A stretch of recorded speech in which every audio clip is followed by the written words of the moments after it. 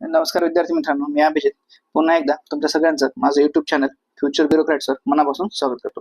या चॅनलवर आपण राज्यसेवा पूर्व परीक्षेचा जीएसचा पेपर आहे त्या पेपरच्या विश्लेषणची अनालिसिसची एक सिरीज घेऊन येत आहे, म्हणजे आलेली आहे. याच्या अगोदर आपण 3 पेपरचा अनालिसिस झालेला आहे बघा, 2022, 2023 आणि 2024. या व्हिडिओ सिरीजमध्ये आपण 2021चा हा पार्ट 2 असेल, तर त्याचा आपण आता अनालिसिस करणार आहोत. आता बघा, आपण 35 क्वेश्चनचा अनालिसिस केलेला आहे. पेपरचा सेट आहे ए. तर आपण आता 36व्या क्वेश्चन पासून अनालिसिस सुरुवात करूया.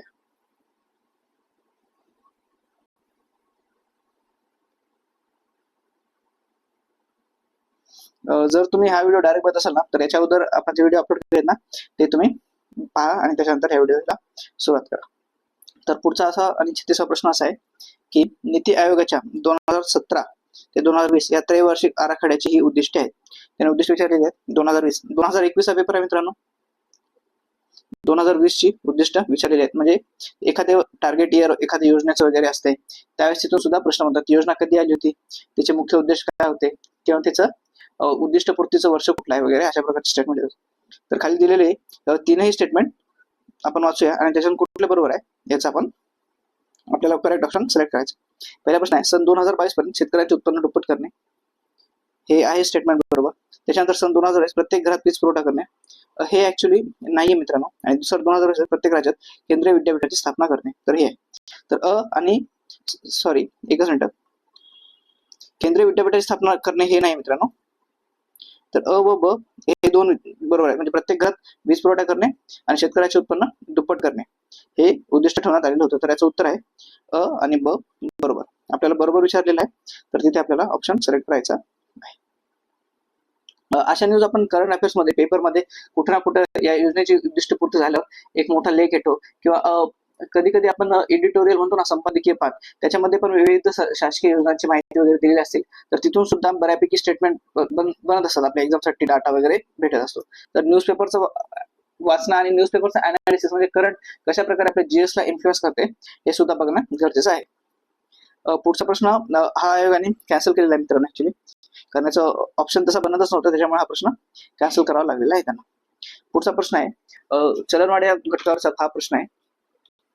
तर रांगती चलनवाढ ही आर्थिक वृद्धी आणि अनुकूल परिस्थितीसाठी फायदेशीर असू शकते, म्हणजे पॉसिबिलिटी बद्दल बोललेलं आहे. असतेच, असेलच असं कंपल्शन नाहीये, म्हणजे असू शकते, एक प्रोबॅबिलिटी इथे दिलंय. तर यावेळेस असे स्टेटमेंट हे बहुतांश वेळेस बरोबर असतात. आणि रांगती चलनवाढ हे ऍक्च्युली अनुकूल म्हणजे बेनिफिशियलच असते आपल्या इकॉनॉमीसाठी.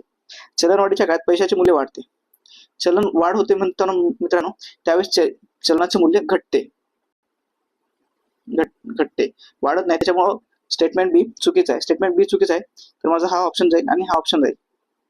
2 आणि 3 गेले, तर ए इथे आहे आणि ए इथे आहे, तर ए बरोबर आलेला आहे. आता आपल्याला फक्त सी हे स्टेटमेंट चेक करायचं. चलनवाढ ही ऋणकुला लाभदायक असते, तर हे स्टेटमेंट बरोबर आहे. ऋणक म्हणजे कोण?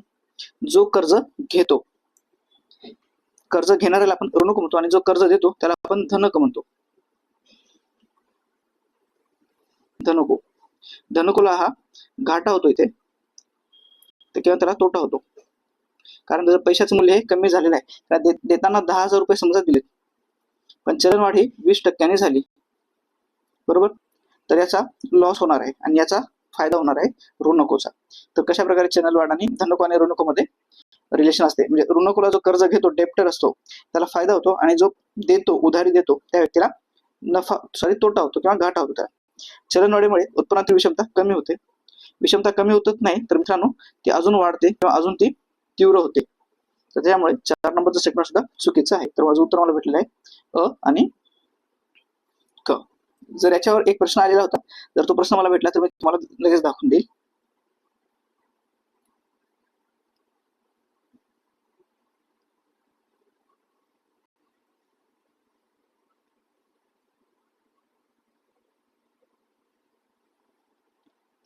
हा तो प्रश्न आहे मित्रांनो, 2023 का 24 पेपरमध्ये हा प्रश्न आहे.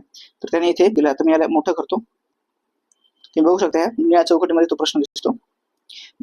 भारतातील भाववाढीत पुरवठा बाजूच्या घटकाची प्राबल्य असल्याने खालील दीर्घकालीन धोरण उपयुक्त ठरते. तर हे थोडाफार चलनवाढ आणि मागणी व पुरवठा यांच्या बाजूने कसा गोष्टी परीक्षेमध्ये प्रश्न विचारलेले आहे. थीम रिपीट जर होत नसेल तर डिटर्मिनंट्स ऑफ इन्फ्लेशन तुम्ही इथे बघू शकता. मी स्क्वेअर केलेला आहे.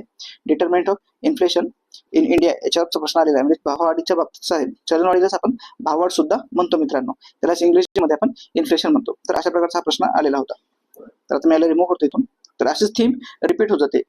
इथे त्यांनी फक्त रांगणारी चलनवाढ किंवा सिंपल चलनवाढीच्यावरचा प्रश्न आहे. तर पुढे त्यांनी चलनवाढीवर कुठले घटक परिणाम करतात असं विचारलेलं आहे. म्हणजे दोन प्रकारचे घटक असतात, एक पुरवठा बाजू आणि एक मागणी बाजू. तर दोन्हीकडून कशा प्रकारे त्यांचा फायदा किंवा नफा होतो किंवा कशा प्रकारे ते इन्फ्लुएन्स करतात किंवा कशा प्रकारे ते त्यांचा परिणाम दर्शवतात चलनवाढीवर, हे मी डिस्कस त्या पेपरमध्ये डिटेलमध्ये केलेलं आहे. पुढचा प्रश्न आहे, बरोबर स्टेटमेंट ओळखायचे. 2019च्या जागतिक विकास अहवालानुसार मानवी भांडवल निर्देशांक हा श्रमिकांच्या पुढील पिढ्यांच्या उत्पादकाचे संदर्भ सूचित केला जातो. बरोबर आहे मित्रांनो स्टेटमेंट. याचं हे तेच उद्दिष्ट आहे.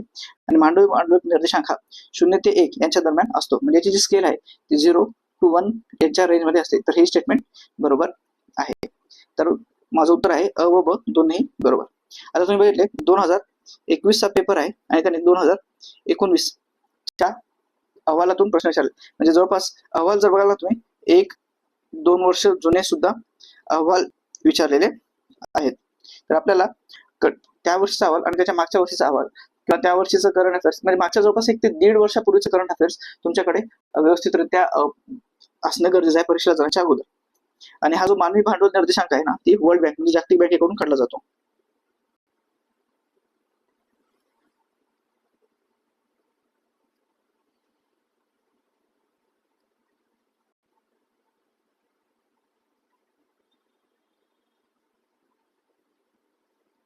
अजून मानवी भांडवल निर्देशांक ज्याला आपण ह्युमन कॅपिटल इंडेक्स इंग्लिशमध्ये म्हणतो, तो वर्ल्ड बँक कडून काढलेला जातो.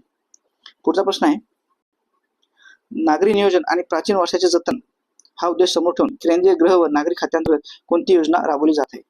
आता जर आपण ऑप्शन बघितले, स्मार्ट सिटी करेक्शन हा डेव्हलपमेंटसाठीच आहे. 100 सिटीज आपल्याला स्मार्ट सिटीमध्ये कन्वर्ट करायचं, त्याच्यामुळे हे नसणार आहे कारण इथे नियोजन प्राचीन वर्षाचे जतन म्हणलेले आहे. त्याच्यानंतर स्वच्छ भारत हा स्वच्छतेविषयीच बोलणार आहे, साफसफाईविषयी. Atal mission, Atal innovation mission हे सायन्स अँड टेक्नॉलॉजीसाठी आहे, तर हे नाही. तर हृदय हा जो प्रोग्राम आहे, ह्या हृदय जेव्हा कॅपिटल मध्ये असणार तेव्हा याचा एक फुल फॉर्म आहे. तर ती योजना परीक्षेसाठी विचारलेली जाते. तर याचं उत्तर आहे ऑप्शन क्रमांक 4. या हृदयचा फुल फॉर्म आहे मित्रांनो, इथे वर लिहितो, heritage city development and augmentation योजना.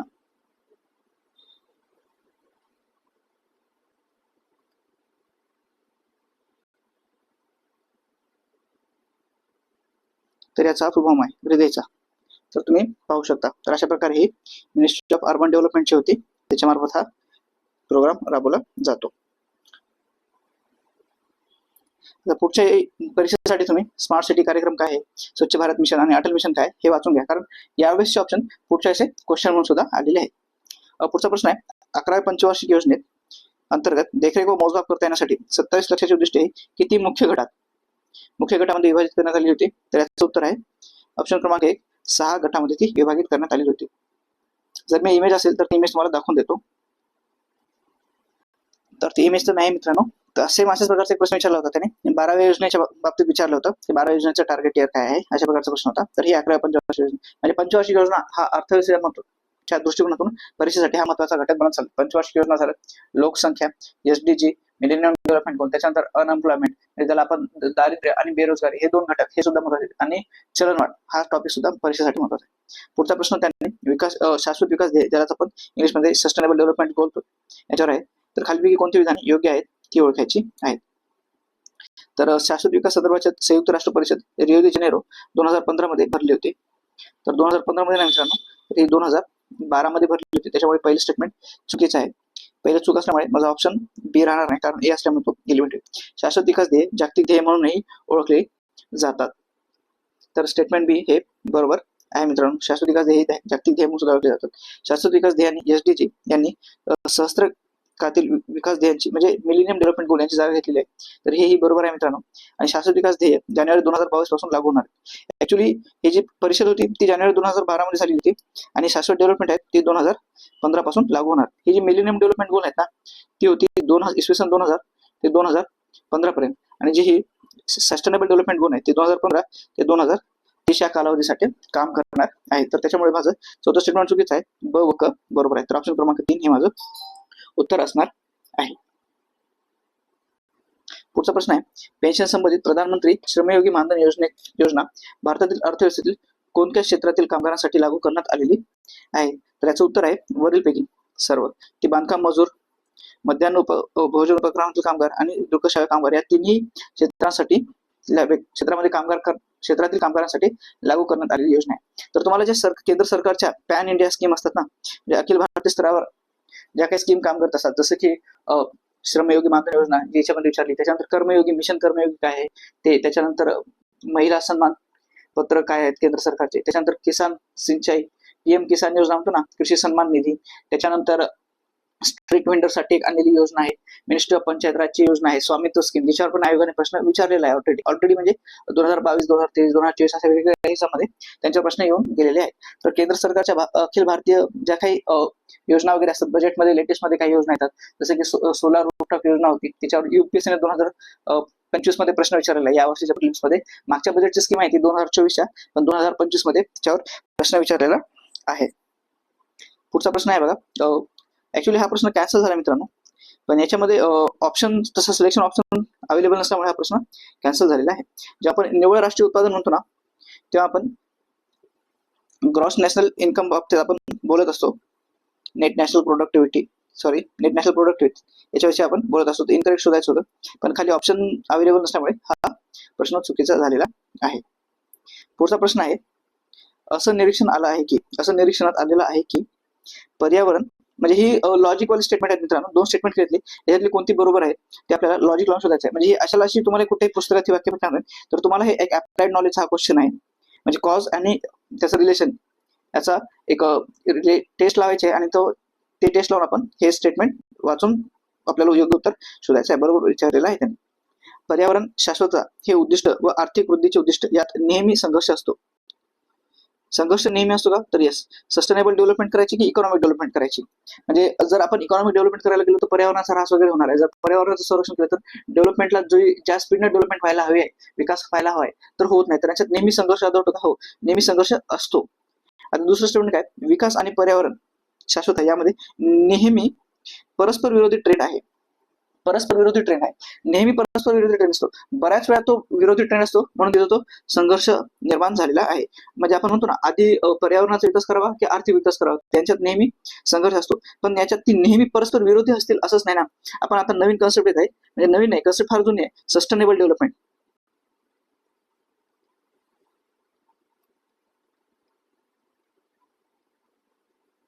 ज्यालाच आपण शाश्वत विकास म्हणतो. म्हणजे शाश्वत विकास म्हणजे काय, पर्यावरणाचा विकास करायचा आहे, सोबत आपल्या आर्थिक विकास सुद्धा झालेला पाहिजे. तर ती नेहमी नसतात. हा, काही वेळेस ती परस्पर विरोधी नक्कीच असू शकतात, यात काही संशय नाही, पण नेहमी ती परस्पर विरोधी नसतात मित्रांनो. आता जो आपण नवीन अप्रोच आपण डेव्हलपमेंटमध्ये वापरत चाललेला आहे की सस्टेनेबल डेव्हलपमेंट करायचे आपल्याला, म्हणजे पर्यावरण आर्थिक विकास हे दोघेही हातात हात घालून पुढे जाणार आहे. तर त्याच्यामुळे ऑप्शन बी हे चुकीचं आहे आणि याचं उत्तर आहे फक्त पुढचा प्रश्न मित्रांनो, परत एका स्कीमवरून झालेला आहे. राष्ट्रीय सोलर मिशन 2010 मध्ये सुरू करण्यात आलं. अगदी फॅक्च्युअल वाक्य आहे. तर अशा स्कीम वगैरे त्यांची इनॉग्रेशन डेट, कोणत्या मंत्र्यांनी इनॉग्रेट केलं, कुठून इनॉग्रेट केलं, कोणत्या गावामध्ये त्याचं उद्घाटन वगैरे झालंय का, कोणता महत्वाचा दिवस होता का, गांधी जयंती होती का, किंवा आपण पंचायत राज डे होता का, सरदार वल्लभभाई पटेल यांचा जन्मदिवस आपण राष्ट्रीय एकता दिवस साजरा करतो, तो कुठे केला होता का. तर अशा प्रकारचे प्रश्न आलेले आहेत. आणि सन 2021-22 पर्यंत 1 लाख मेगावॅट वीज निर्मिती करण्याचं त्याचं उद्दिष्ट आहे. तर बघा मित्रांनो, 2021चा पेपर आहे आणि हे त्याचं उद्दिष्ट वर्ष होतं. तर तिथून प्रश्न बनलेला आहे. तर याचं उत्तर आहे दोनही वाक्य बरोबर. तर तुम्हाला परीक्षेला जाण्यासाठी या वर्षात आलेली योजना किंवा या वर्षी जी योजना संपणार आहे अशा योजना, म्हणजे जिचं 2025 हे टार्गेट इयर आहे, जसे की तुम्ही बघू शकता, किंवा कुठल्या योजनेला 5 वर्ष किंवा 10 वर्ष पूर्ण झाले, जसे की नीती आयोगाला यावर्षी 10 वर्ष पूर्ण होतात, प्रधानमंत्री मुद्रा योजनेला 10 वर्ष पूर्ण होतात, राईट टू इन्फॉर्मेशन ऍक्ट 2005 आहे, त्याला 20 वर्ष पूर्ण होत आहेत मित्रांनो. तर अशा प्रकारचे, त्याच्यानंतर national disaster management act NDMA तो 2005 आहे, त्यालाही 20 वर्ष पूर्ण होत आहेत. तर अशा प्रकारचे जे काही ऍक्ट्स वगैरे आहेत ना, तर त्यांना 10 वर्ष, 5 वर्ष, 15 वर्ष पूर्ण झालेले, तर ते परीक्षेसाठी करून जाणं फार महत्वाचं आहे. पुढचा प्रश्न आहे, रेरा नियमन आणि विकास कायदा या संदर्भात पुढील विधाने लक्षात घ्या व योग्य विधाने निवडायचे आहेत आपल्याला. तर हा सन 2016 मध्ये संमत झाला होता. तर हे वाक्य बरोबर आहे. घरांच्या खरेदीदारांचे हित सांभाळणे याचे उद्दिष्ट आहे. बघा मित्रांनो, स्कीम, वर्ष आणि उद्दिष्ट सेम तेच आहे. इथे त्यांनी वर्ष दिलं आणि इथं उद्दिष्ट विचारलेलं आहे, एम टू जनरेट. इथे पण त्यांनी वर्ष दिले, इथे उद्दिष्ट विचारले. म्हणजे प्रश्न विचारण्याची पद्धत सुद्धा त्यांनी तेच ठेवले, म्हणजे स्टेटमेंट पण चेंज नाही केलेले, फक्त त्यांनी स्कीम वगैरेवर जास्त भर दिलेला आहे. जम्मू आणि काश्मीर हा कायदा लागू नव्हता. बरोबर आहे. 2016चा कायदा आहे. जम्मू काश्मीर 2019 पर्यंत एक स्वतंत्र, म्हणजे त्याला एक विशेष दर्जा होता. स्वतंत्र नव्हता, कलम 370 अंतर्गत त्याला एक विशेष दर्जा होता, त्याची त्याला स्वतःची घटना होती. पण 2019 मध्ये आपण जम्मू काश्मीरचं विभाजन केलं आणि 2 केंद्रशासित प्रदेशांची निर्मिती केलेली आहे मित्रांनो. तर 2019 नंतर हा कायदा जम्मू काश्मीरसाठी लागू झाला. पण तेव्हा जेव्हा आला होता 2016 मध्ये, तेव्हा तो या राज्यात लागू नव्हता. तर हे स्टेटमेंट बरोबर आहे. तर इथं दिलेली वरील तीनही स्टेटमेंट ही बरोबर आहे. तर आपल्याला असं सुद्धा लॉजिक लावायचं आहे बघा मित्रांनो. 2021 मध्ये हा प्रश्न आलेला आहे. बरोबर. 2016चा कायदा आहे. 5 वर्ष पूर्ण झाली. मी म्हणलो तुम्हाला 5 वर्ष पूर्ण. आता सांगितलं 5 वर्ष, 10 वर्ष पूर्ण झाले. स्कीम्स, योजना वगैरे तुम्हाला बघून द्यायचे आहेत. त्यांची उद्दिष्ट वर्ष बघून द्यायचे. आणि जम्मू काश्मीर लागू नव्हता. 19 मध्ये झालं. 19 मध्ये त्याचं विभाजन झालं. पण कायदा 2016चा होता, तेव्हा तो जम्मू काश्मीरला लागू नव्हता. पुढचा प्रश्न आहे, भारतीय लोकसंख्येच्या बाबतीत काय खरे आहे? तर हा सुद्धा ऑब्झर्वेशन वरचा प्रश्न आहे मित्रांनो. म्हणजे इथे कुठलाही डाटा वगैरे फॅक्ट विचारले नाही, पण लोकसंख्येचा जो ट्रेंड असतो ना, ज्या प्रकारे लोकसंख्येची आकडेवारी आहे, तिचा जो कल आहे, कशा प्रकारचा ट्रेंड आहे, त्याच्यावर हा प्रश्न विचारलेला आहे. तर काय आहे तो प्रश्न? भारतीय लोकसंख्येच्या बाबतीत खालीलपैकी काय खरे आहे ते विचारायचे. वार्षिक लोकसंख्या वृद्धी दर घटत आहे. वार्षिक लोकसंख्या वृद्धी दर म्हणजे दरवर्षी म्हणजे ज्या प्रमाणात लोकसंख्या वाढते ती हळूहळू कमी कमी होत चाललेली आहे. तर हे वाक्य बरोबर आहे मित्रांनो.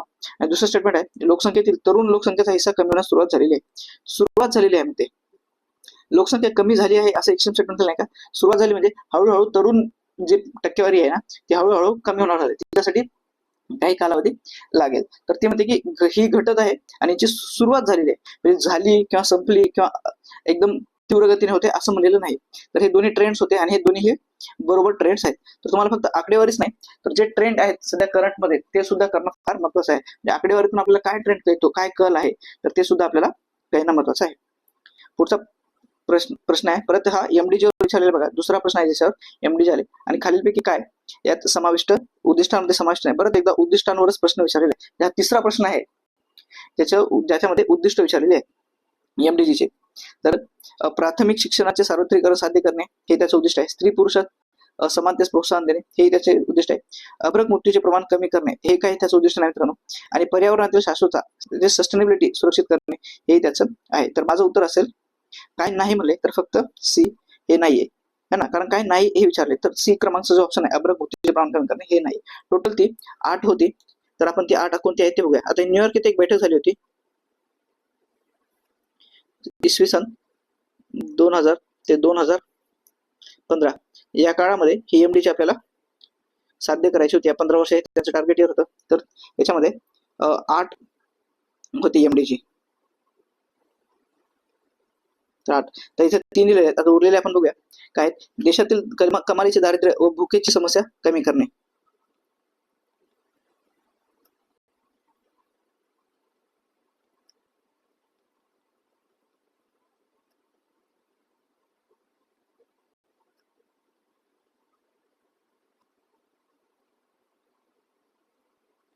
हे एक आहे. त्याच्यानंतर दुसरा मित्रांनो माता आरोग्यात सुधारणा करणे.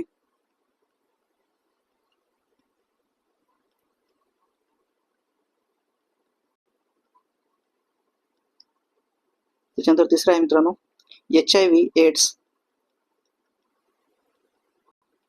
मलेरिया इत्यादी रोगांचे उच्चाटन करणे.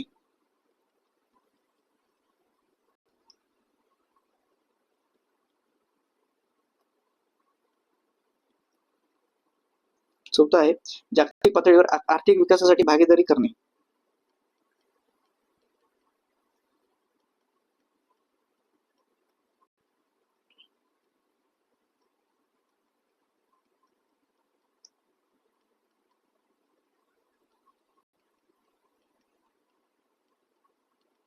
आणि पाचवा आहे बाल मृत्यू दरात मोठ्या प्रमाणात घट करणे.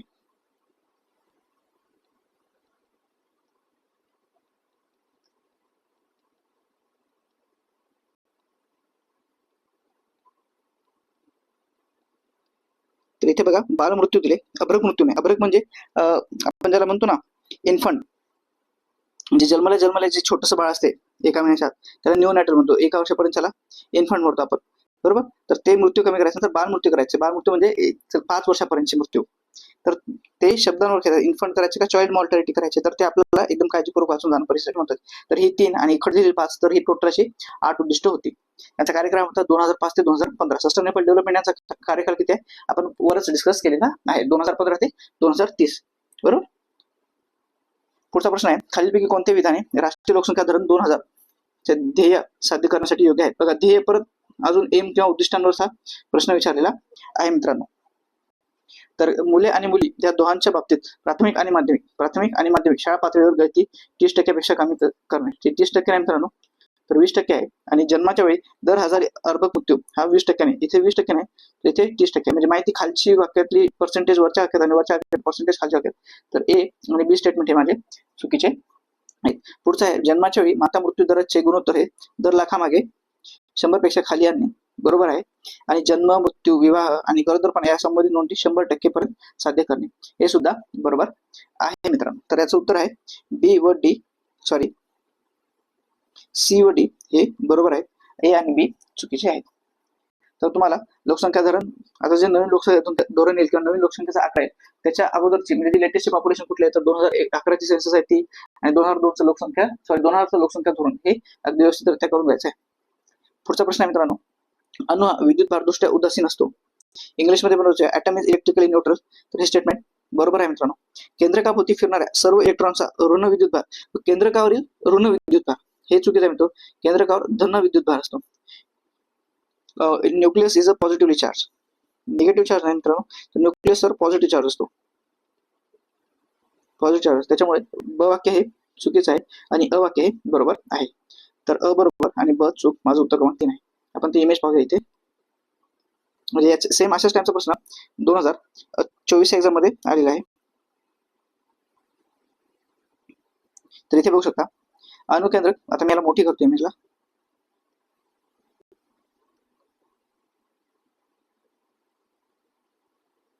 तर तुम्हाला पाहू शकता इथे खाली कोणते वाक्य चुकीचे आहे वाक्याचे.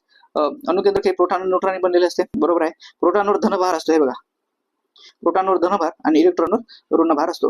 न्यूट्रॉनवर धनभार असतो. न्यूट्रॉन हा न्यूट्रल असतो, त्याचं नावच आहे न्यूट्रल आहे तो, त्याच्यावर कुठलाही चार्ज नसतो, जो चार्ज असतो किंवा न्यूट्रल असतो, न्यूट्रल असतो. त्याच्यामुळे त्याला आपण न्यूट्रॉन म्हणतो, त्याचं नावच आहे neutron. P for positive charge, इलेक्ट्रॉनवर ए निगेटिव्ह चार्ज आणि न्यूट्रॉन त्याच्यावर कुठलाही चार्ज नसतो. तर सेम अशाच प्रकारचा प्रश्न विचारलेला आहे त्यांनी. म्हणजे हेच जर प्रश्न तुम्ही व्यवस्थित अनालिसिस केला असतं तर हाच प्रश्न रिपीटच झाला एका अर्थाने जशाल तसा. आपण बघू शकतो हे ब्ल्यू मध्ये दाखवले ते न्यूट्रॉन आहे, त्याच्यावर कुठलाही चार्ज नाही. रेड मध्ये दाखवले तो प्रोटॉन आहे ज्याच्यावर पॉझिटिव्ह चार्ज आहे, आणि इलेक्ट्रॉनवर असं पण निगेटिव्ह चार्ज दाखवला, ई वर निगेटिव्ह चार्ज आपण दाखवलेला आहे. तर electron negatively charge, proton positive charge, न्यूट्रॉनवर कुठल्याही प्रकारचा चार्ज नसतो मित्रांनो. तर आपण इथून एक स्क्रीनशॉट आता सेव्ह करूया. तर सेम अशाच प्रकारचे प्रश्न रिपीट होतात मित्रांनो, त्याच्यामुळे पीवायक्यूचं अनालिसिस करायचं, जसं तशी माहिती आपल्याला एक्झाम साठी भेटत असते. तर आपलं उत्तर आलेलं आहे अ बरोबर ब चूक. पुढचा प्रश्न आहे, जर पाण्याची घनता 1000 किलोग्रॅम पर मीटर क्यूब असेल आणि तांब्याची घनता 8.9 इंटू 10³ kg पर मीटर क्यूब असेल तर तांब्याची सापेक्ष घनता विचार. सापेक्ष घनता म्हणजे काय, एकाची घनता दुसऱ्याच्या प्रमाणामध्ये काढायची आहे, म्हणजे relative density of copper with respect to water. तर आपल्याला काय लिहायचं आहे इथे, रिलेटिव्ह डेन्सिटी सापेक्ष घनता, relative density of copper with respect to relative density of water. त्याचा फॉर्म्युला झाला. तर आता दिलेली सरळ व्हॅल्यू आपल्याला पुट करायची, 8.9 इंटू 10³ किलोग्राम पर मीटर क्यूब अपॉन 1000लाच आपण 10³ किलोग्राम पर मीटर क्यूब असं लिहू शकतो. यालाच आपण 10³ सुद्धा लिहू शकतो, kg मीटर क्यूब. तर हे 10³ काय होईल, फक्त 8.9 एवढंच उरेल. तर आपलं उत्तर येऊन गेलेलं आहे. म्हणजे सिंपल एका स्टेप होतं. जर तुम्हाला एक हे जर माहित असतं ना, याला 10³ येतात, तुम्ही इथेच कॅन्सल केलं असतं ना, तरी आपलं उत्तर सिंपल आलेलं असतं. म्हणजे तुम्हाला ही मांडणी सुद्धा करायची गरज पडली असती. फक्त तुम्हाला एवढं माहिती असायला होतं की रिलेटिव्ह डेन्सिटी सापेक्ष घनता कशा प्रकारे काढली जाते, किंवा रिलेटिव्ह स्पीड सुद्धा कशी प्रकारे काढली जाते. पुढचा प्रश्न रिलेटिव्ह स्पीड वरचा आहे. सेम फॉर्म्युला ठेवायचा आणि बघायचे. जर प्रकाश पहिल्या माध्यमातून 2 × 10⁸ मीटर पर सेकंड वेगाने जातो आणि दुसऱ्या माध्यमातून 1.25 × 10⁸ मीटर पर सेकंड ने प्रवास होत असेल तर दुसऱ्या माध्यमाचा पहिल्या माध्यमाच्या संदर्भातील पर्वतांक काढायचा. म्हणजे काय काढायचं आपल्याला, सरळ सरळ रिफ्रॅक्टिव्ह इंडेक्स काढायला सांगितलेलं आहे. Find the refractive index. Same तेच रिलेशन आहे, दोघं दिलेले आहे, व्हॅल्यू ठेवून टाका. कशाच्या संदर्भात विचारलेलं आहे, पहिल्याच्या संदर्भात दुसरा. तर पहिल्या माध्यमात स्पीड किती आहे, 2 × 10⁸ मीटर पर सेकंड स्क्वेअर आणि दुसऱ्याचे 1.25 × 10⁸ मीटर पर सेकंड स्क्वेअर, सॉरी सेकंड पर सेकंड स्क्वेअर नाही. तर हे शेअर 10⁸ इथे कॅन्सल होऊन जाईल. तर आता 2 ला जेव्हा आपण 1.25 ने भाग देतो तेव्हा तो 1.6 चा भाग जातो सरळ सरळ. तर अगदी सोपं कॅल्क्युलेशन, सेम म्हणजे एकच फॉर्म्युला लावला आणि 2 प्रश्न सॉल्व्ह झाले असते. तुम्ही बघू शकता इथे रिलेटिव्ह डेन्सिटी विचारली आणि इथे त्यांनी रिफ्रॅक्टिव्ह इंडेक्स विचारला. म्हणजे एकाचं रिलेटिव्ह डेन्सिटी दुसऱ्याच्या ह्याच्यामध्ये आणि एकाचे रिलेटिव्ह स्पीड दुसऱ्याच्या ह्याच्यामध्ये. अगदी सेम फॉर्म्युला, सेम कन्सेप्ट आणि सिंपल 4 मार्क आपल्या हातामध्ये. म्हणजे प्रॉब्लेम्स कसे रिपीट होतात बघा, एकाच पेपरमध्ये त्यांनी एकाच कन्सेप्टवर 2 प्रश्न विचारले आणि एका खाली एक आहेत. ते असं नाही का इथे विचारला तिथे विचारला, म्हणजे लगेच तुम्हाला एकदम आपल्या हातातले मार्क इझिली आपण हे आपल्या खिशामध्ये घालू शकतो. ठीक आहे ना मित्रांनो. तर तुम्हाला सेम स्टेट बोर्ड मधले जेवढे काही प्रॉब्लेम्स वगैरे आहेत सॉल्व्ह केलेले ते तुम्ही करून चला, किंवा जे आतापर्यंत जे प्रॉब्लेम्स आहेत ना ते तुम्ही सॉल्व्ह करून एका जागी जमा करून ठेवा.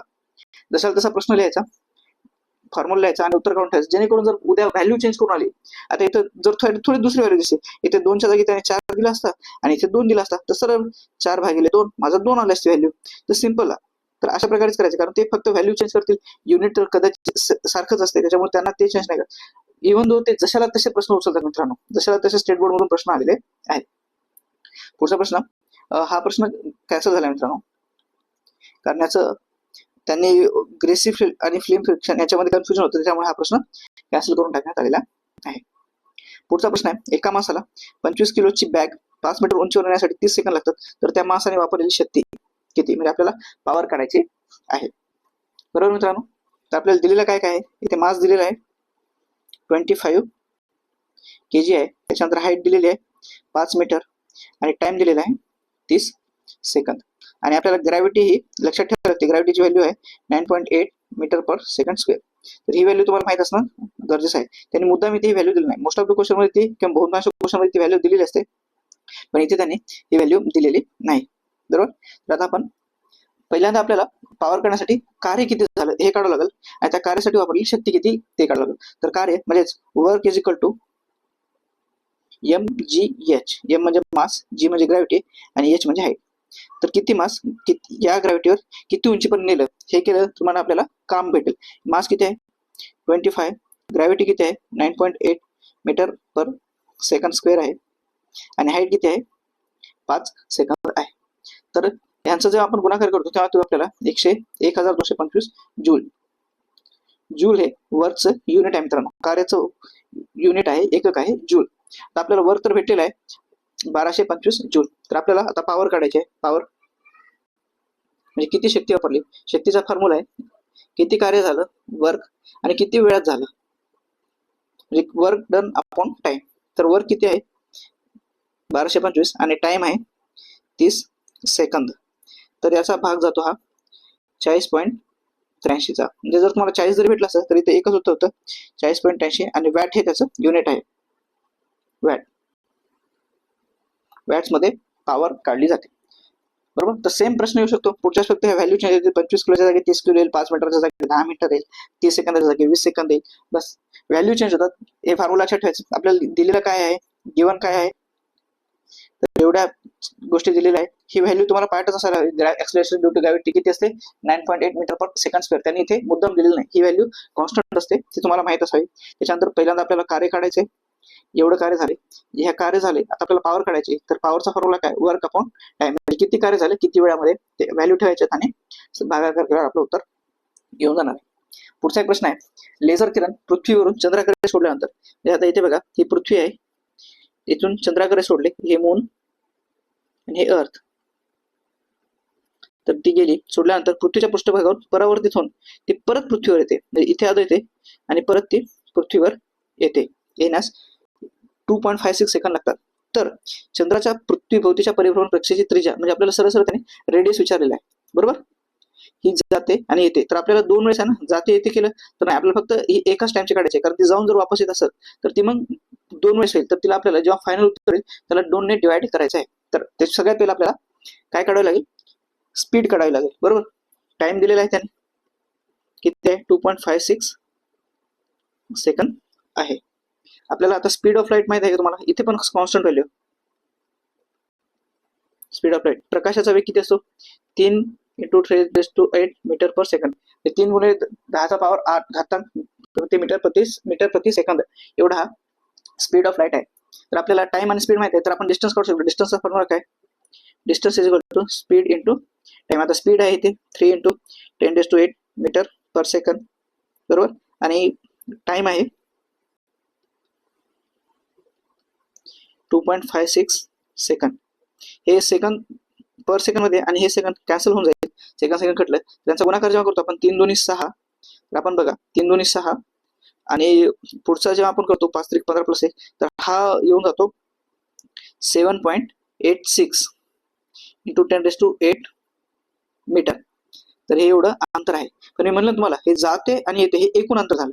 म्हणजे जर हे बघा ही तर पृथ्वी आहे, इकडे चंद्र असेल तर हे त्याचं रेडियस झालं. पण जेव्हा तो असा पूर्ण फिरतो तेव्हा हे दुप्पट होते ना, म्हणजे हे एकदा चालली आणि एकदा येते. तर आपल्याला फक्त एकच वेळेस कॅल्क्युलेट करायचं. जर 2 वेळेस कॅल्क्युलेट केलं तर रेडियस ते डायमीटर होऊन जाईल. आपल्याला विचारलेलं काय आहे, रेडियस विचारले मित्रांनो, बरोबर. इथे रेडियस विचारलेला आहे, त्रिज्या विचारलेली आहे आपल्याला. तर याला आपण जेव्हा 2 ने भागू, हाफ करू, तेव्हा आपल्याला रेडियस येईल. जेव्हा आपण याला 2 ने आपण भागू तेव्हा ते आपल्याला येते 3.84 × 10⁸ मीटर एवढं ते अंतर येणार आहे. काय आपल्याला टाइम दिलेला आहे, तुम्हाला स्पीड ही कॉन्स्टंट व्हॅल्यू आहे ही माहित असायला हवी होती. प्रकाशाचा वेग किती असतो त्याच्यावर आपण डिस्टन्स काढला असतं आणि जे डिस्टन्स येईल त्याला 2 ने भागायचं होतं. का, कारण ते फक्त त्रिज्या विचारले, कारण ते जाते आणि परत येते, म्हणजे जाणार आणि परत वेळ, तर ती 2 वेळ झाली असती तर ते उत्तर चुकलं असतं. तर हे उत्तर नाही मित्रांनो. तर ह्याला आपण जेव्हा 2 ने भाग देऊ तेव्हा ते आपलं उत्तर येणार आहे. हे 7.68 आहे, सॉरी, तेव्हा आपल्याला हा भाग भेटून जाईल 3.84 × 10⁸ मीटर पर सेकंद. पुढचा प्रश्न आहे, खालीलपैकी कोणती पेशी घटकाभोवती पटल आवरण नसते, म्हणजे is not bounded by memory. तर आपण जेव्हा सेल या चॅप्टरचा अभ्यास करतो त्याच्यामध्ये वेगवेगळ्या सेल ऑर्गन्स असतात, पेशीमधील वेगवेगळे घटक असतात, पेशी घटका. तर त्यांचा आपण जेव्हा अभ्यास करतो त्यावेळेस आपल्याला एकदम व्यवस्थितरित्या अभ्यास करायचा आहे. त्यांचं स्ट्रक्चर कसं आहे, त्यांचं कार्य काय आहे आणि त्यांचं निर्मिती कशी झालेली आहे किंवा त्यांचं रिलेशन कशासोबत आहे, बरोबर. तर आता आपण बघूया. क्लोरोप्लास्ट आहे हा डबल मेम्ब्रेन असतो, 2 आवरण असतात. हा डबल मेम्ब्रेन आहे. मायटोकॉन्ड्रिया हा डबल मेम्ब्रेन आहे.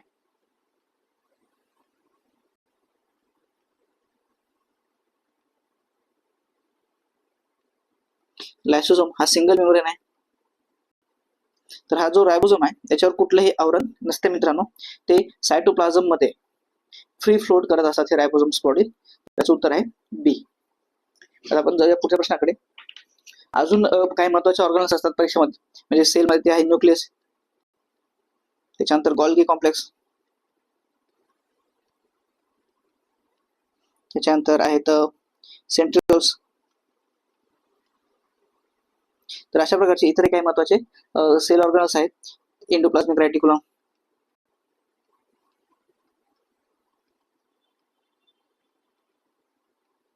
असे वेगवेगळे सेल ऑर्गन्स असतात, पेशी घटक असतात, त्यांचाही अभ्यास तुम्हाला परीक्षेसाठी करून घ्यायचा आहे.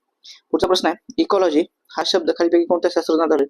इतके वेळेस प्रश्न रिपीट झाला ना, 4थी ते 5वी वेळेस हा प्रश्न रिपीट झाला असेल वेगवेगळ्या एक्झाम मध्ये, कधी प्रिलिम्स मध्ये, कधी मेन्स मध्ये, कधी गट ब च्या एक्झाम मध्ये, गट क च्या एक्झाम मध्ये. हा इतक्या वेळेस रिपीट झालेला प्रश्न आणि अगदी सोपा म्हणजे या पेपर मधला मी सगळ्यात सोपा प्रश्न जर कुठे असेल तर हा आहे. तर इकॉलॉजी ही संज्ञा अर्नस्ट हेनरिच हॅकेल यांनी दिलेली आहे. तर एजी टॅन्सले या व्यक्तीने इकोसिस्टीम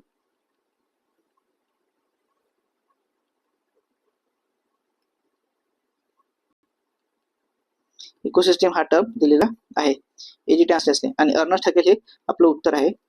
तर मी हे काढून टाकतो.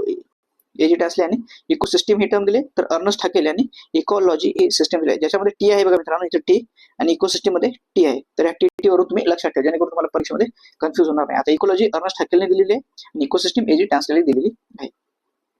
पुढचा प्रश्न आहे, युकॅरियोटिक पेशी संदर्भात गुणसूत्र जनुकीय साहित्य म्हणजे त्याला आपण डीएनए म्हणतो, संबंधित खालील विधानांचा विचार करायचा आहे. युकॅरियोटिक पेशी गुणसूत्रामध्ये जीन साहित्य डीएनए सोबत हिस्टोन लघु प्रथिने संलिप्त असतात. म्हणजे डीएनए असतो ना अशा प्रकारचा, तर त्याच्यासोबत एक असे हिस्टोन प्रोटीन असतात. तर पहिलं वाक्य हे बरोबर आहे. दुसरं आहे, ज्या प्रथिनामध्ये अर्जिनिन आणि लायसिन या मूलभूत अमिनो ऍसिड आम्लाचा जास्त प्रमाणात सहभाग असतो. तर हे वाक्य सुद्धा बरोबर आहे. अर्जिनिन आणि लायसिन हे पॉझिटिव्ह चार्ज असलेले प्रोटीन्स आहेत जे डीएनए मध्ये प्रेझेंट असतात आणि या प्रथिनामध्ये ट्रिप्टोफान या मूलभूत आम्लाचा अभाव असतो, म्हणजे हे कमी असते. तर हे वाक्य बरोबर आहे मित्रांनो. तर याचं उत्तर असेल वरीलपैकी तीनही विधाने बरोबर. हा थोडा डिटेलमध्ये प्रश्न होता.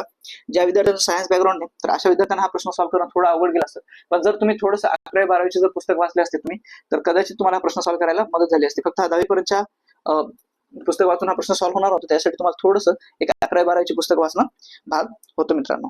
तर दिवसेंदिवस हे विज्ञानाचे प्रश्न थोडेफार अवघड होत चालेल. याचं कारण असंच आहे की आता याच परीक्षेमधून आपल्याला वनसेवेसाठी, कृषी सेवेसाठी, सोबतच इंजिनिअरिंग सर्व्हिसेससाठी पण विद्यार्थी या एक्झाम मधून सिलेक्ट करायचे असल्यामुळे थोडाफार विज्ञानाचा जो काठिण्य पत्र आहे ती थोडीफार वाढलेली आहे, अशा प्रकारे आपण म्हणू शकतो. पुढचा प्रश्न आहे, खालीलपैकी कोणती प्रक्रिया श्वसन या प्रक्रियेत अंतर्भूत नाही? म्हणजे which of the following is not included in respiratory process? Respiratory process मध्ये 3 घटक असतात मित्रांनो. एक असतो ग्लायकोलायसिस. सिक्वेन्स पण सांगतो मी, ही फर्स्ट स्टेप आहे. ग्लायकोलायसिस होते. ग्लायकोलायसिस मध्ये सिट्रिक ऍसिड सायकल, तिलाच आपण क्रेब सायकल म्हणतो. तर ती सेकंड स्टेप आहे आणि इलेक्ट्रॉन ट्रान्सपोर्ट चेन ही याची थर्ड स्टेप आहे. जर पुढे चालून प्रश्न आला, याचं उत्तर तर भेटलेलं आपल्याला की केल्विन सायकल. मग केल्विन सायकल कुठे होते? तर ही फोटोसिंथेसिस, ज्याला आपण प्रकाश संश्लेषण,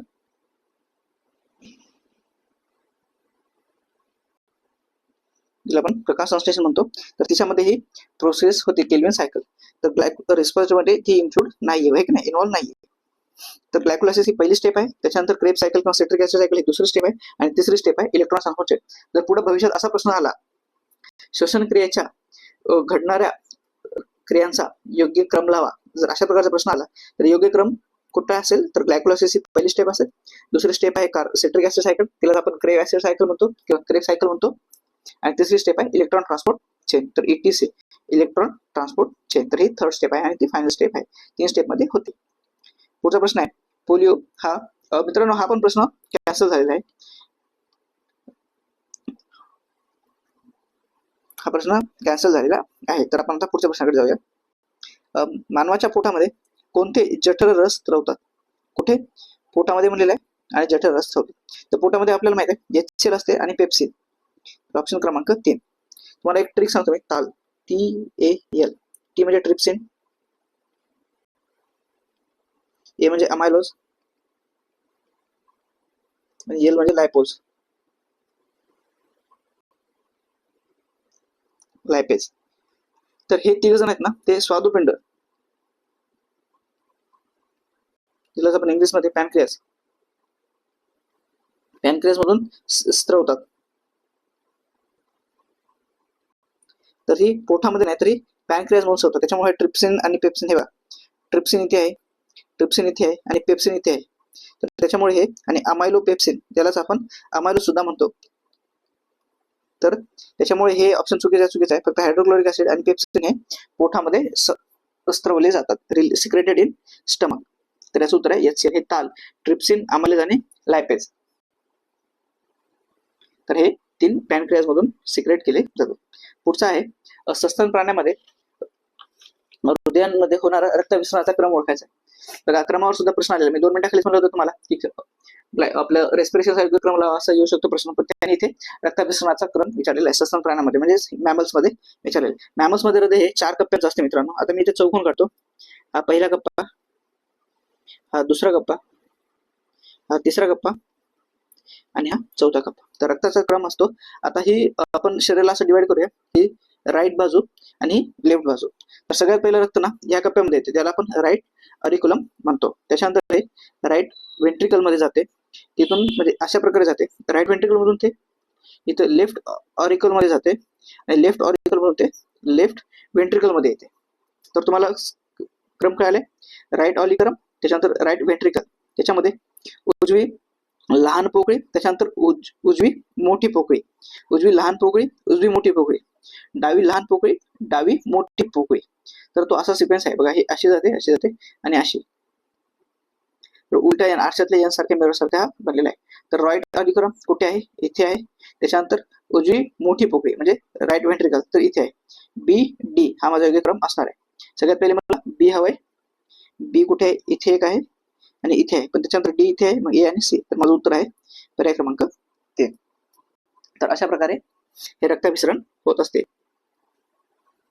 आणि या लेफ्ट व्हेंट्रिकल मधून हे रक्त मग पुन्हा बॉडीकडे म्हणजे सप्लाय केले जाते, प्रोव्हाइड केले जाते. लेफ्ट व्हेंट्रिकल कडून बॉडीला सप्लाय केले जाते. पुढचा प्रश्न आहे, खालीलपैकी कोणती प्राणी श्वासोच्छ्वास जे ग्लायकोलायसिस या प्रक्रियेत नाही? हे बघा, आणि अजून थोडा डीप मध्ये प्रश्न विचारलेला आहे. Which of the following is not an intermediate step in respiration? हे बघा, हे सगळ्या ग्लायकोलायसिसच्या स्टेप आहेत, त्याच्या मधली स्टेप चालली. ग्लायकोलायसिस मध्ये टोटल 10 स्टेप आहेत मित्रांनो, 10 पायऱ्या आहेत ग्लायकोलायसिस मध्ये. त्याच्यातली कुठली स्टेप नाही विचारली, म्हणजे अजून डीप मध्ये गेले. त्यांनी फक्त वरचा सिक्वेन्स नाही विचारला, तर त्या सिक्वेन्स मधला एक थर अजून मध्ये डीप मध्ये गेलेला आहे आणि तिथून हा प्रश्न विचारलेला आहे. तर याचं उत्तर आहे fructose 1,6 diphosphate to fructose 6 phosphate. हे असं न जाता हे अशी होते, फ्रुक्टोज 6 फॉस्फेटचं रूपांतर फ्रुक्टोज 1,6 डायफॉस्फेट मध्ये होते. फक्त त्याने बाणाची दिशा बदलली आणि त्याच्यामुळे हे नॉट मध्ये गेलेलं आहे. बघा, ऍक्च्युली मग ही प्रोसेस आहे, ही प्रोसेस आहे, ही प्रोसेस आहे, बरोबर. पहिलं, तिसरं आणि चौथं हे आहे. तर हे बाण फक्त असं असण्याच्या ऐवजी रिव्हर्स असायला हवा होता. Fructose 6 phosphate is converted into fructose 1,6 diphosphate मध्ये होते. तर तुम्हाला बाण कसे दिले आहेत ना, हे सुद्धा काळजीपूर्वक बघायचे. तर ह्या एका बाणामुळे हे चुकलेले, याची दिशा जर अशी असते तर मग हे सुद्धा बरोबर असलेलं असतं, बरोबर. पुढचा प्रश्न आहे, म्हणजे परीक्षा देण्यासाठी तुम्हाला ग्लायकोलायसिसच्या 10 स्टेप आणि क्रेब सायकलवर सुद्धा प्रश्न विचारलेला आहे मित्रांनो. जर मी तो प्रश्न असेल तर मी लगेच दाखवून देतो.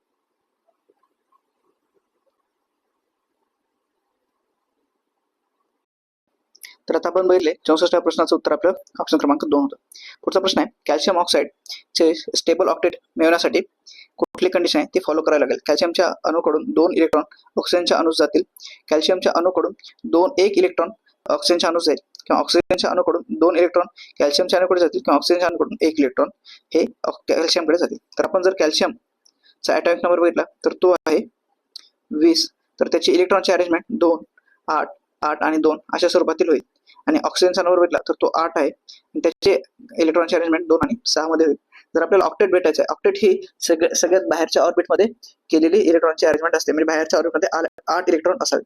आता याला 2 आहे, याला 8 करण्यासाठी आपल्याला 1, 2, 3, 4, 5, 6 इलेक्ट्रॉनची गरज पण नाही, पण या 6 ला ऑक्टेट पूर्ण करण्यासाठी फक्त 2 इलेक्ट्रॉनची गरज पण आहे. तर इथले हे जे 2 इलेक्ट्रॉन आहेत ना, ते ऑक्सिजनकडे जातात. म्हणजे डायरेक्शन बघा, कॅल्शियम कडून ऑक्सिजनकडे 2 इलेक्ट्रॉन्स किंवा अणू जातील. त्याचं उत्तर आहे कॅल्शियमच्या अणूकडून 2 इलेक्ट्रॉन ऑक्सिजनच्या अणू जातील. पर्याय क्रमांक 1 याचं उत्तर आहे. पुढचा प्रश्न आहे मित्रांनो, प्रॉब्लेम आहे 32 ग्रॅम मिथेन चे रेणू वस्तुमान 16 ग्राम मोल आहे आणि 192 ग्राम ऑक्सिजनचे रेणू वस्तुमान 32 ग्राम मोल एकत्र मिसळले. हे जर दोन एकमेकांशी रासायनिक अभिक्रिया करत नसतील तर मिथेन वायूचे मोल फ्रॅक्शन किती हे काढायला सांगितलेलं आहे, बरोबर.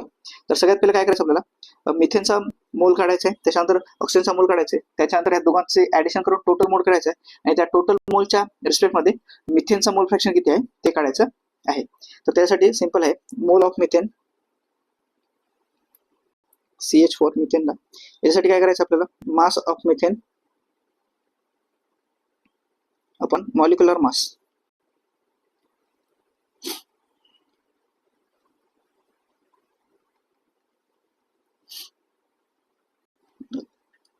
इथे मास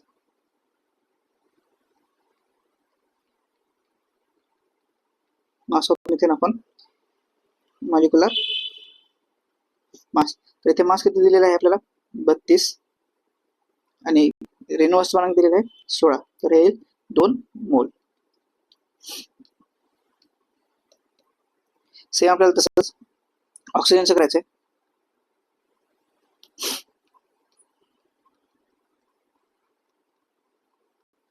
मोल्स ऑफ ऑक्सिजन, तर याचा मास आहे 192 ग्राम आणि मॉलिक्युलर मास आहे 32 ग्राम, तर हे येऊन जाईल 6 मोल. आता टोटल किती येईल, टोटल हे 2 मोल आणि हे 6 मोल, तर टोटल झालेलं आहे 8 मोल. तर आपल्याला आता मोल फ्रॅक्शन काढायचं आहे, कोणाचं काढायचं आहे, मिथेनचा विचार आहे. तर मिथेनचं मोल मास विथ रिस्पेक्ट टू टोटल, तर हे मिथेनचं आहे 2 भागिले 8, जेव्हा करू आपल्याला हे 0.25 हे आपल्याला उत्तर भेटून जाईल, बरोबर मित्रांनो. सेम अशाच प्रकारचा प्रश्न याच्या अगोदर विचारलेला होता, तो मी तुम्हाला इथे दाखवून देतो.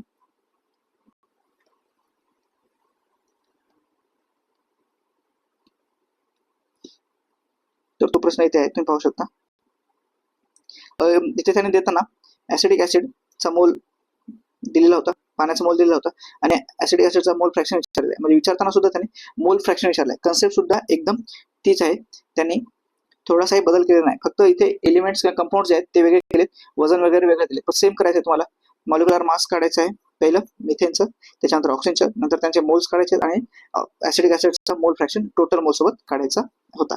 बस एवढं सोपं होतं. सेम कन्सेप्ट रिपीट झालेली आहे. तर आपण हा प्रश्न आता इथून रिमूव्ह करूया. तर याचं उत्तर आलेलं आपलं 0.25 मोल.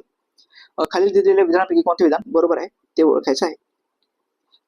हिरा हा विद्युत दुर्वाहक आहे. आपल्या सगळ्यांना माहिती आहे की diamond is a not conductor of electricity. Graphite मध्ये द्विमितीय पत्रासारखी संरचना असते. बरोबर आहे मित्रांनो. कार्बनचा फक्त एकमेव असा ॲलोट्रॉप आहे ज्याला आपण काय म्हणतो समरूप आहे, जो विद्युत सुवाहक आहे आणि त्याची द्विध्रुव प्रश्न असते. तर ग्राफाइट हा विद्युत वाहक आहे, हे बरोबर आहे. आणि खडकाला भोग पाडण्यासाठी हिरा वापरला जातो. Diamond is used for rock drilling. तर हे सुद्धा बरोबर आहे. तर याचं उत्तर आहे वरीलपैकी 4. हे सर्व विधाने बरोबर आहेत. पुढचा प्रश्न आहे, कोणत्या आयन ऊर्जा सर्वात जास्त आहे? कोणाची आयन ऊर्जा? आयन ऊर्जा म्हणजे काय असते? तो मॅक्झिमम किती आयन ट्रान्सफर करू शकतो, म्हणजे किती ॲटम्स एखादा देऊ शकतो. बरोबर. तर आपण आता जस्ट बघितलं होतं या प्रश्नामध्ये कॅल्शियमने इथे 2 दिले होते, म्हणून ते कॅल्शियम काय झालं होतं डाय पॉझिटिव्ह, आणि ऑक्सिजनने 2 इलेक्ट्रॉन घेतले होते, त्याच्यामुळे ऑक्सिजन झालं होतं डाय निगेटिव्ह, कारण 2 इलेक्ट्रॉन ट्रान्सफर झाले. तर एक झाला असता तर कॅल्शियमवर 1 चान्स असता आणि ऑक्सिजनवर 1 असता. त्यांच्या 2 झाल्यामुळे ही कंडिशन होती. सेम तशाच प्रकारे आता इथे आपल्याला आयोनायझेशन एनर्जी काढायची. याच्यासाठी तुम्हाला मॅग्नेशियमचा ॲटॉमिक नंबर माहित पाहिजे, अनुक्रमांक माहित पाहिजे. ॲटॉमिक नंबर किती आहे? 12. जशी आपण इथे कॅल्शियमची रचना केली होती इलेक्ट्रॉनची, सेम तशी अरेंजमेंट आपल्याला इथे मॅग्नेशियमसाठी सुद्धा करायची आहे. तर 12 आहे. तर याची अरेंजमेंट कशी असेल? सगळ्यात मध्ये 2, त्याच्यानंतर 8 आणि सगळ्यात बाहेर किती असतील? 2 असतील. बरोबर. टोटल झाले 12. तर हा मॅक्झिमम आता ऑक्टेट पूर्ण करण्यासाठी त्याच्या बाहेरच्या ऑर्बिटमध्ये 8 हवेत. तर 2 आणि 8 जेव्हा असतील तेव्हा त्याचा ऑक्टेट पूर्ण असेल. तो मॅक्झिमम म्हणजे किती देऊ शकतो? तर हा 2 ट्रान्सफर करू शकतो किंवा 2 देऊ शकतो. तर तो किती होईल? तर मॅग्नेशियम डाय पॉझिटिव्ह हे होईल. तर ती इथे आहे ही कंडिशन. तर ऑप्शन क्रमांक 3 हे माझं उत्तर आहे. त्यासाठी तुम्हाला ॲटॉमिक नंबर, त्याची अरेंजमेंट कशी करायची, एलिमेंट इलेक्ट्रॉनची ते तुम्हाला माहित असायला हवं होतं. पुढचा प्रश्न आहे, रासायनिक अभिक्रियेचा वेग हा साधारणपणे कसा असतो? रासायनिक अभिक्रियेचा वेग हा सुरुवातीला सर्वात अधिक असतो आणि त्याच्यानंतर तो वेळेसह कमी कमी होत जातो. तो पर्याय क्रमांक 3 मध्ये. उदाहरणार्थ इथे 2 घटक असतात रासायनिक अभिक्रियेत. एक असतो रिएक्टंट, ज्याचं रूपांतर हळूहळू कशामध्ये होते? प्रोडक्टमध्ये. जेवढा जास्त रिएक्टंट तेवढा जास्त वेग. इथे 100 किलो आहे तो, तर सगळ्यात जास्त स्पीड. त्याच्यानंतर मग तो 50 किलोवर येईल, त्याच्यानंतर 20 किलोवर येईल आणि मग तो 5 किलोवर येईल. तर तसं तसं त्याचा स्पीड कमी कमी होत जातो. स्पीड काय होतो? वेग कमी होतो वेळेनुसार. वेळेसोबत वेग कमी होत जातो. बरोबर. पुढचा प्रश्न आहे आणि या व्हिडिओ सिरीजचा शेवटचा प्रश्न असेल. डॅडॅश हा सौम्य क्षपनक आहे जो फक्त कार्बोनिल गटाचे क्षपन इतर गट उदाहरणार्थ नायट्रो, कार्बोक्सिलिक किंवा इस्टर इत्यादी दुहेरी बंध असताना करतो. The mildest reducing agent which reduce only carbonyl group in presence of nitro carboxylic bond double bond and ester groups. तर याचं उत्तर आहे NaBH4. तर मी म्हणेल मित्रांनो, हा ऍक्च्युली थोडासा डीप मधला प्रश्न आहे. जर तुम्हाला माहित नसला असता आणि तुम्ही जर कुठली गोळी वगैरे मारायचा चान्स घेतला असता, कारण ते इलिमिनेशनला कुठलाही स्कोप नाही मित्रांनो. तर हा सरळ सरळ फॅक्च्युअल प्रश्न होता. जर तुम्हाला माहित असेल तर उत्तर येईल, अदरवाईज इथे उत्तर येणार नाही. तर इथे असे प्रश्न चुकण्याची खूप जास्त शक्यता असते. तर अशामुळे असे प्रश्न सॉल्व्ह न केलेले बरे. आणि ज्या विद्यार्थ्यांना सायन्स बॅकग्राऊंड नाही, मी अशा विद्यार्थ्यांना खास ॲडवाइस देईल की असे प्रश्न प्लीज सॉल्व्ह नका करू, कारण जेणेकरून तुमच्या हक्काचे मार्क जे भेटणार आहेत ते सुद्धा जाऊ शकतात निगेटिव्ह पेनल्टीमध्ये. तर आता हा या सिरीजचा शेवटचा व्हिडिओ होता. जर तुम्हाला काही डाऊट्स वगैरे असतील तर ते तुम्ही मला कमेंट्समध्ये करा. तुमचे सजेशन असतील तेही तुम्ही मला कमेंट्समध्ये करा. जर या व्हिडिओला तुम्ही फर्स्ट टाइम बघत असाल तर याला लाईक करा, आपल्या मित्रांसोबत शेअर करा आणि सबस्क्राईब करायला विसरू नका. आणि बेल आयकॉन सुद्धा दाबा मित्रांनो, जेणेकरून जसा मी व्हिडिओ अपलोड करेल तर तुम्हाला सर्वप्रथम पाहता येईल. तर आपल्या चॅनलचा हा लोगो आहे, फ्युचर ब्युरोक्रॅट्स नावाचं युट्यूबला चॅनल आहे, तुम्ही सर्च करू शकता. हा लोगो आहे, पाहून ठेवा. आणि या चॅनलवर मी व्हिडिओचे अनालिसिसची सिरीज सुद्धा टाकलेली आहे. याच्यावर पण 2022, 23, 24 पेपरचं डिटेलमध्ये अनालिसिस झालेलं आहे. धन्यवाद मित्रांनो. भेटूया आपण पुढच्या व्हिडिओ सिरीजमध्ये. थँक्यू.